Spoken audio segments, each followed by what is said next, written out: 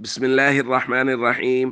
عن جابر رضي الله تعالى عنه قال قال رسول الله صلى الله تعالى عليه وسلم من استطاع منكم أن ينفع أخاه فلينفعه رواہ مسلم۔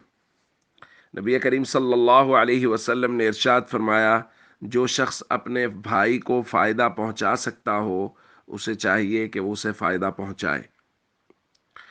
دوستو، مسلمان کو فائدہ پہنچانا اور اگر انسانیت تکلیف میں ہے تو انسانیت کی مدد کرنا، کسی بھی طرح سے ان کے کام آنا، یہ اللہ کے یہاں بہت پسندیدہ ہے، اور نبی کریم صلی اللہ علیہ وسلم نے بارہا اس کی ترغیب فرمائی ہے کہ لوگوں کے کام آؤ اور لوگوں کی مشکلات کو کم کرنے کی کوشش کرو۔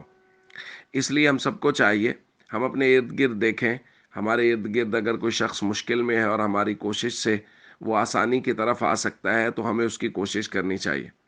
اسی طرح جیسے آج کل سیلاب کی وجہ سے لوگ پریشان ہیں، تو ان لوگوں کی ہم جس درجے میں بھی مدد کر سکتے ہیں، جیسا کہ کل درخواست کی گئی تھی، اگر وسائل ہیں تو خود ان کے لیے کوشش کریں، وسائل نہیں ہیں تو کسی کو ترغیب دے دیں۔ اگر کسی نے ابھی تک سیلاب زدگان کے لیے کچھ نہیں بھیجا تو ان کو ترغیب دیں، اور اگر ایسا بھی نہیں ہے تو پھر کم از کم یہ نفع تو ہم ان کو ضرور پہنچا سکتے ہیں کہ ان کے لیے دعا کریں۔ اور نبی کریم صلی اللہ علیہ وسلم نے ارشاد فرمایا، اسرع الدعاء اجابتاً دعوت غائب لغائب، سب سے زیادہ جلدی قبول ہونے والی دعا وہ غائب کی غائب کے لیے ہوتی ہے۔